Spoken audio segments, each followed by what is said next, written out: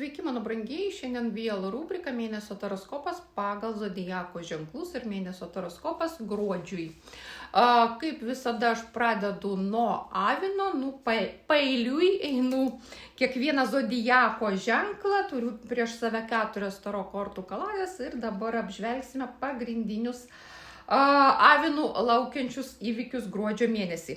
Taip, dar norėjau jums pasiūlyti ir pristatyti savo kūriamas apyrankes. Dabar, kadangi metas dovanų, aš turiu omeny, visi ruošiasi kalėdam, naujiesiems metams, tai tikrai gera proga įsigyti natūralių akmenėlių, natūralių mineralų apyrankių, nes kiekviena apyrankė yra įkrauta, kiekviena apyrankė yra užprogramuota, todėl kad neužtenka nusipirkti tiesiog apyrankę, jeigu jūs norite kaip amuleto ir talismano, kaip apsaugą nešioti apyrankę arba kažkokį papuošalą, tai jisai turi būti pakrautas.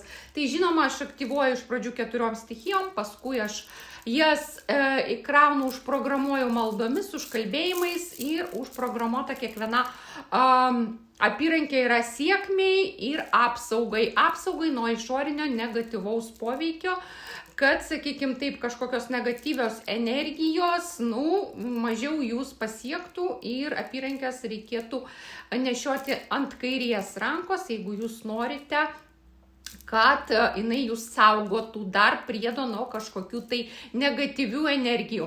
Taip, čia yra ametisto apyrankė, jeigu matot, va čia yra ametistas, čia yra lavos su hematitu apyrankė, čia yra kvarco apyrankė su žvaigždute ir su auksiniu hematitu.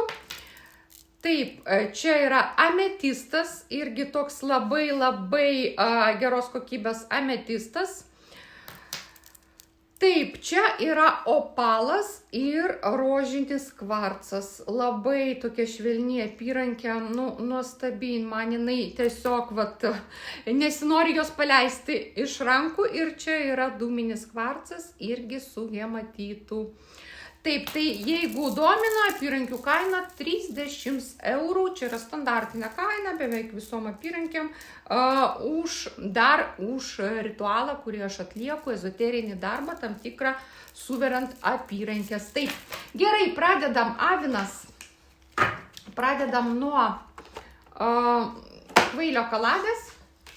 Jūs kartu su manim jau irgi galite susikoncentruoti ir užduoti klausimą visatai, kokiegi pagrindiniai įvykiai laukia manęs gruodžio mėnesį. Ir žiūrėsim. Taip, traukiu kortas. Avinai, kas laukia gruodį. Ir pirma korta yra kardų pažas. Antra korta yra 4 taurės. Ir trečia korta yra vežimas. Žiūrėkit, mėnuo gali prasidėti nuo tam tikrų santykių aiškinimuose. Kardų pažas tai tokios aštrios situacijos, kuriuose reikia parodyti, kaip aš sakau, savo dantukus ir nagučius. Tai tuomet, kai, arba jūs išprovokuoja, arba, sakykime taip, iki šiol jūs niekada nesigynėte, nekovojote už save, sakykime taip, galbūt nueidavote į šalį, galbūt, tiesiog palikdavote situaciją, vedami būtent tos nuostatos, kad, jūs, sakykime taip, nemokate už save pakovoti arba nematote tame kažkokios prasmės. Sakykime taip, būna žmonės iš tikrųjų nekonfliktiški, nemėgsta kažkaip tai konfliktuoti, gadinti savo, sakykime taip, nervų, stresai, gauti papildomą, arba, tiesiog yra tokia nuostata, kad žmogus taikus arba ten vadovaujasi kažkokiais aukštesniais moraliais, principais ir taip toliau, ta atjauta, geraširdiškumu ir nebenori lysti. Bet šita korta, jinai būtent pamoko to, kad reikia mokėti pastovėti už save tam tikrose situacijose. Ne visada yra gerai pratylėti, nueiti į šalį, nusisukti, nieko neatsakyti, pasipriešinti, taip sakant. Va čia yra tokia šitos kortos žinutė ir pamoka. Žmogus turi išmokti už save pastovėti, pasipriešinti, pakovoti, netgi jeigu jums tai kainuoja kažkokiu, tai sakykim taip, nervų, ane, ir jūs paskui po to jaučiatės labai prastai, bet turėtumėte išmokti tai padaryti. Kurie atvirkščiai per daug aršiai visada jau puola į gynybą, tiem yra kita žinutė. Tiem yra žinutė, pagalvokite, kad kartais reikėtų patylėti ir taip aršiai nedraskyti kažkam akių. Sakykim taip. Šiaip taip pagal, irgi jau paminėjau, pagal šitą kortą praeina visokiausi konfliktai, konfliktinės situacijos, ginčiai, barniai. Tos situacijos aštrios, kuomet nesutampa nuomonės, pozicijos ir reikia užimti tą gynybą. Taip, sekanti korta yra 4 taurės. 4 taurės, matot, jos toks ženklas, ne, ta taurė iš erdvės jums paduota taurė, kuomet jūs sėdite meditacijos būklė, nežinote tikriausiai kažkur tai pastrigę. Nežinote, kaip toliau elgtis, kur toliau eiti, kaip išspręsti kažkokią situaciją. Ir va čia ateina tas sprendimas, jums jį pasiūlo, tarytum, pasiūlo. Stebėkite, įvairiai pas mus gali ateiti tie sprendimų variantai, kaip ta taurė. Taip, žinoma, galbūt kažkur tai išgirsite, žiūrėjote kažkur tai ten YouTube kažkokį podcastą, išgirdote patarimą, kaip tik jūsų situacija buvo kaip pavyzdys aprašyta kito žmogaus ir jis aprašė savo sprendimą. Toliau kažkur tai irgi išgirdote pokalbį ten tarp pažįstamų. Vėlgi aiškinama, kokį sprendimą priėmė ir kokiais vadovavosi kriterijais.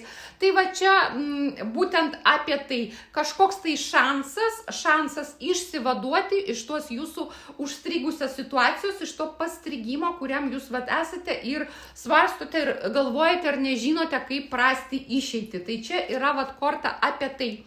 Išeitis bus rasta, jums pasiūlyta, jums tik tai reikėtų neatmetinėti, kaip dažnai žmonės mėgsta.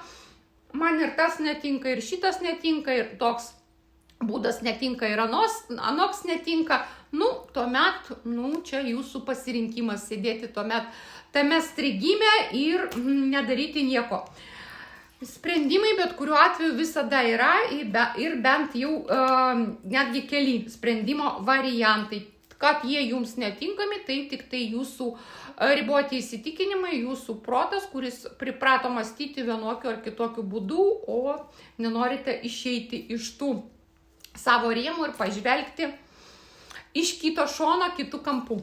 Taip, korta vežimas. Korta vežimas irgi viena iš reikšmių, tai yra ginčiai ir tai yra konfliktai.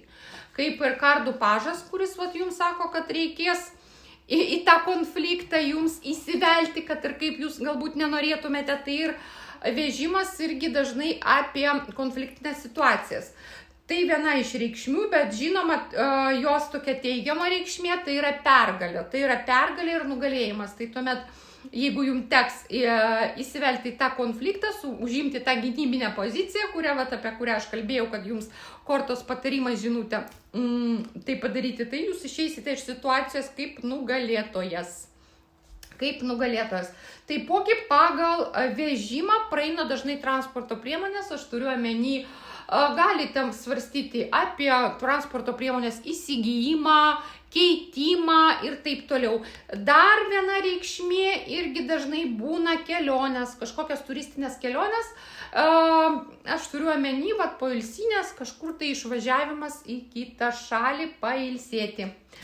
Taip, sekanti kaladė Iliuminatų taro. Ir žiūrim, ką jums pasakys Iliuminatų taro, mano brangus avinai.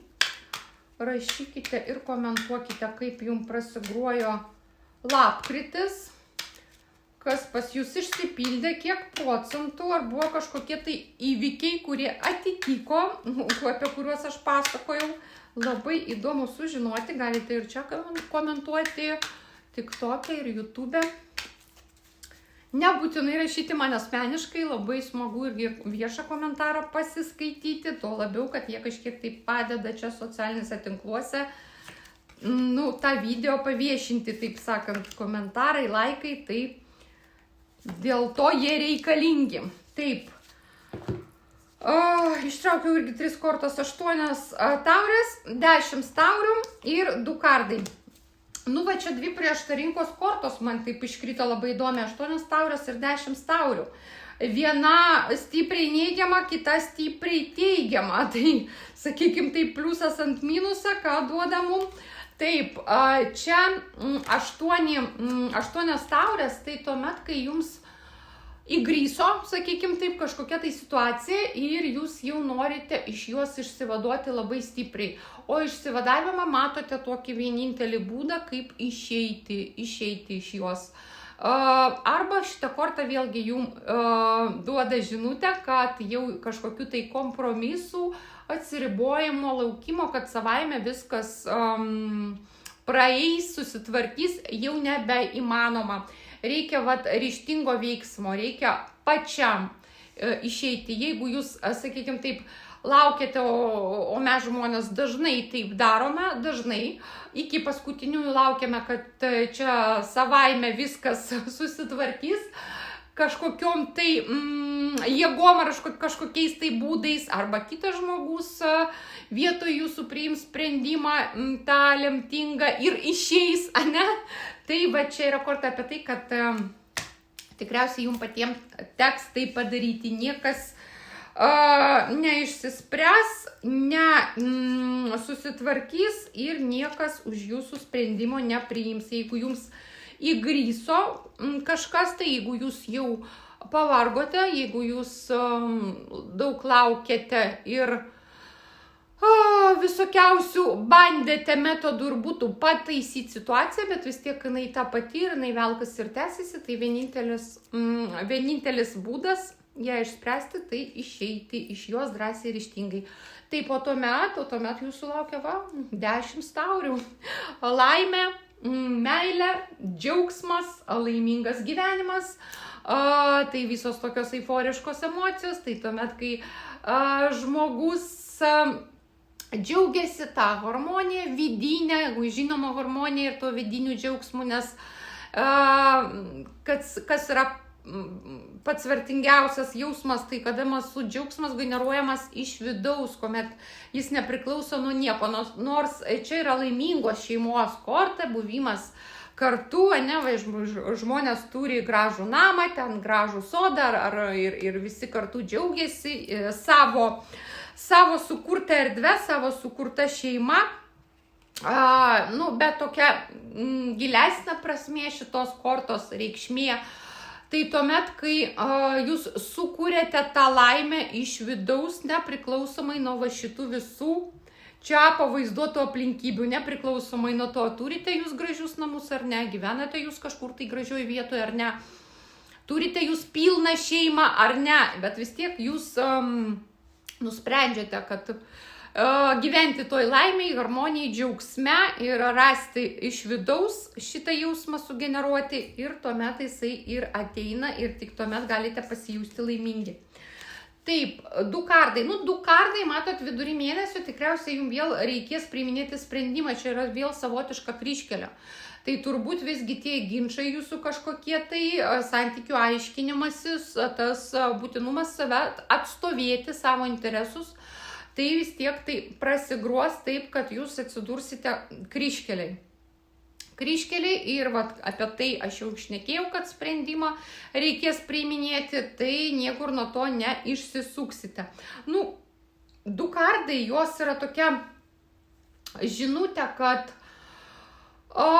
sprendimą gerai būtų priimti labiau intuityviai, nes pagal 2 kardus niekada nesimato visų kažkokių tai argumentų ir faktų tokių akivaizdžių, kuomet jūs galite labai logiškai, protiškai, protų išmastyti, išmoduliuoti tą situaciją, kuomet jūs galite surašyti, kad čia yra teigiami kažkokie tai dalykai, čia yra neigiami dalykai ir ten taip sakant, logiškai pamastyti ir paskaičiuoti, kiek yra čia teigiamų dalykų, kiek neigiamų, nu ir kažkokią išvadą tokią padaryti, racionalią. Sakykime taip, čia yra apie tai, kad sprendimo nebus matoma tų visų kriterijų ir faktorių, tokių akivaizdžių, ir vis tiek jums teks pasikliauti kažkiek tai, kaip aš sakau, savo aukščiausiam tom jėgom, savo globėjais ir padaryti tokį dūrimą, sprendimą pirštų į dangų ir tiesiog intuityviai pajausti, kas jums bus geriau ir kur jums sukti, į dešinę ar kairę, toj kryžkeliai. Taip, ir aš imu trečią kaladę šviesaus pranašo taro. Žiūrim, kas toliau jūsų laukia, mano brangus avinai.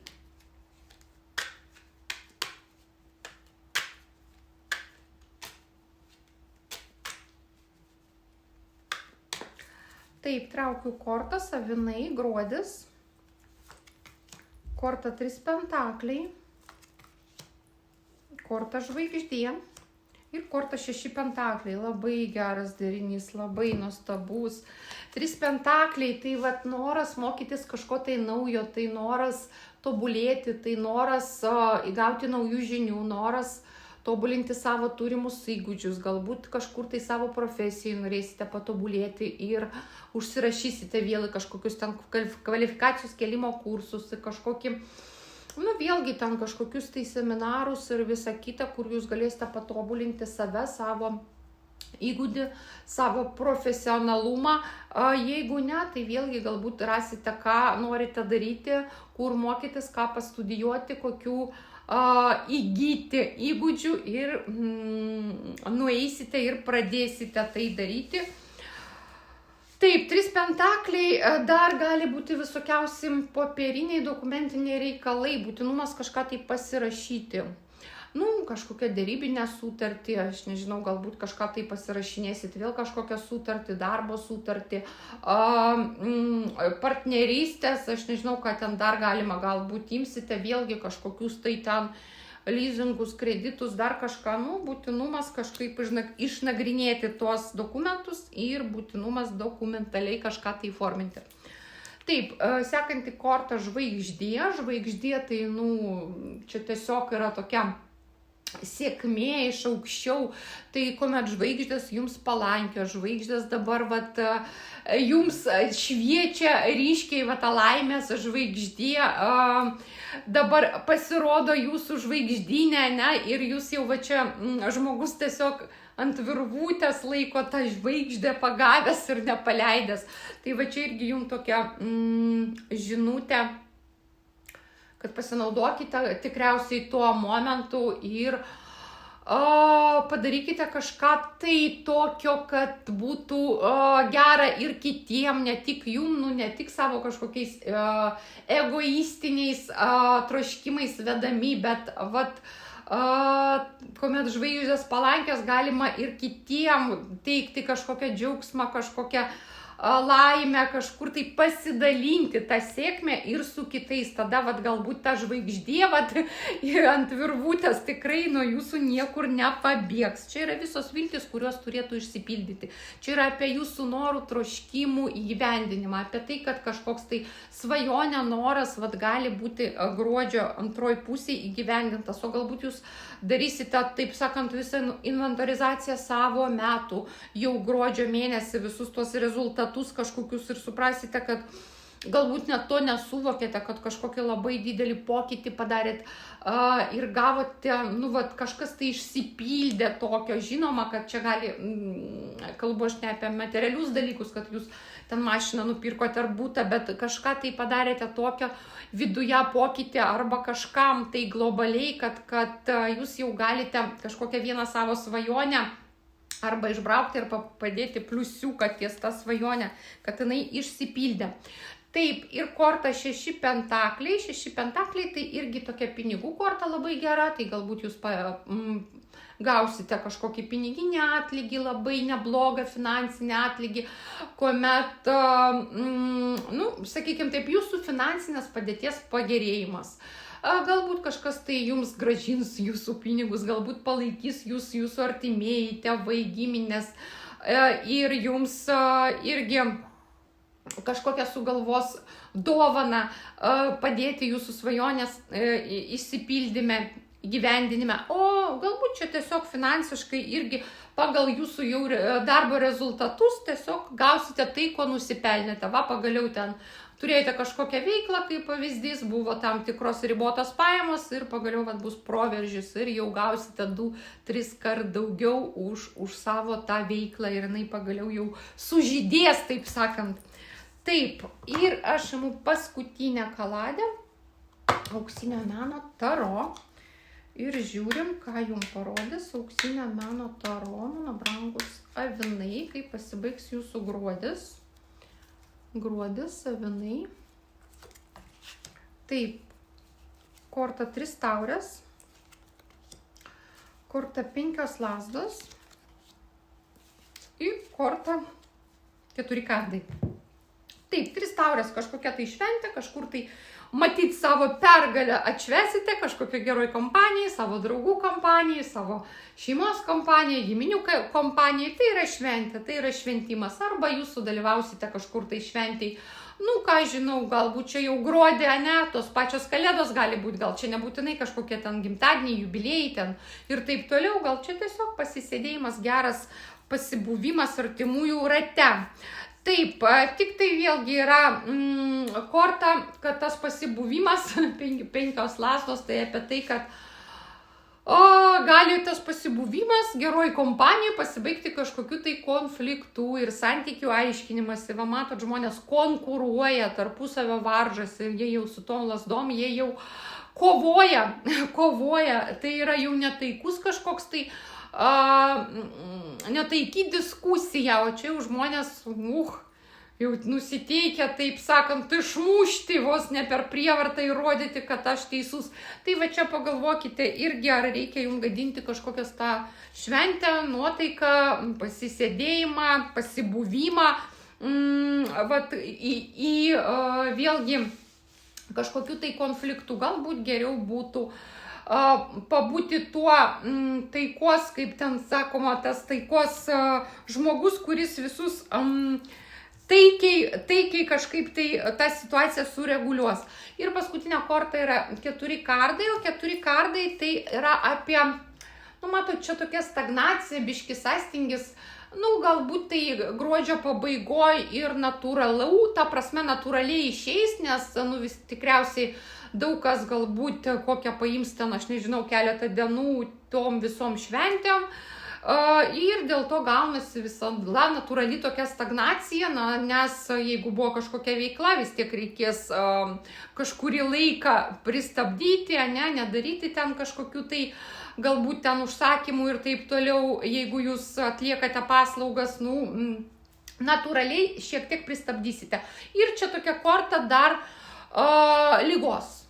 Galbūt vis dėlto irgi kokį nors pagausite virusiuką, peršalimą ir reikės pagulėti porą dienų lovai, kad išsigydyti ir atsistoti ant kojų. Čia, išguldo mus priverstinai, kartais sustabdo liga nuo to lėkimo, nuo to chaoso, nes gruodžio tikriausiai visiems gruodis tokia chaotiškas mėnuo, kas ten ruošiasi šventėm ir taip toliau, kas gyvena, sakykime, taip, tokioj inercijoje, aš turiu omeny, kaip kiekvienas ten labai nori spėti, ten viską supirkti, suruošti, padaryti ir tradiciškai, sakykime taip, tai gali jums būti, irgi priverstinai jūs išguldyti tą ligą keletą dienų, kad jūs sustotumėte ir pailsėtumėte, nes jau, sakykime, taip kartais jūs nereaguojate į savo kūno žinutes,